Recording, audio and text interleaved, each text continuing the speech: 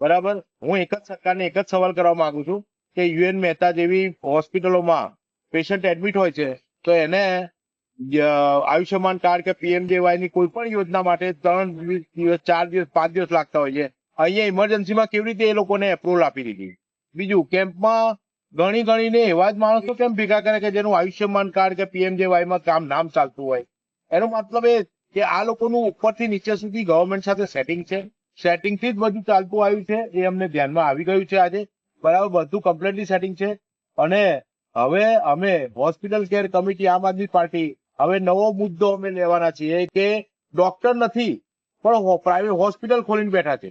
એવા જેટલા બી સંચાલકો છે એને કયા પેરામીટરથી હોસ્પિટલની પરમિશન આપવામાં આવે છે. બીજું, આજે મેડિકલ કાઉન્સિલ જાગ્યું છે.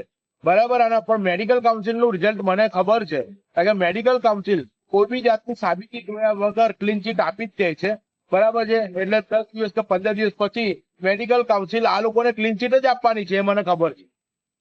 કારણ કે મેડિકલ કાઉન્સિલનો જે બી છે પર્સનલ અનુભવ કરીને બેઠો છું. બરાબર, મેડિકલ કાઉન્સિલ ખાલી નામનું છે, કોઈ એનું કઈ છે જ નહીં. કોઈ શક્યતા તમે ચેક કરો કોઈ, હા, એમાં કદાચ કોઈ રિટાયર્ડ જજની પેનલ બેસાડો કે કોઈ સારા એવા વકીલની પેનલ બેસાડશો તો એમાં કદાચ ન્યાયની આશા રાખી શકાય. બાકી મેડિકલ કાઉન્સિલ આ લોકો સાથે કોઈ ન્યાય નહીં કરે.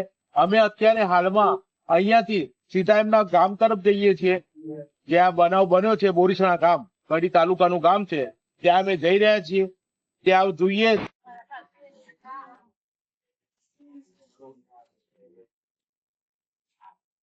છોકરો 7 વાગે મારા જોડે આવ્યો, નોકરી કરે છે, સાયકલ લઈને નોકરી જાય છે. અને કે ગોમમાં કેમ છે કે તમારે જવું ને? મેં ના ભાઈ મારે જોવાય ને. અહીંથી 7 વાગ્યાની વાતનો જો રાતે 9 વાગે અમદાવાદથી મારો છોકરો કરી દે છે. એના પર ફોન આવ્યો કે તમારો છોકરોનું નામ મહેશ કે હોવા એ સિરિયસ છે. રાતે ગાડી લઈને બધા તો જતા તો ખલાસ થઈ ગયેલો. કેટલી ઉંમર હતી ભાઈ? 41 વર્ષ. શું બતાવ્યું તું? તને બાબા ત્યાં કારણ શું બતાવ્યું કે તો હું તો નળી બ્લોક થઈ ગઈ કે છે તે કઈ એના જીવનમાં એને તાવની ગોળી ખાધી નહીં. સાયકલ બધે ફરતો તો કડીમાં બધે.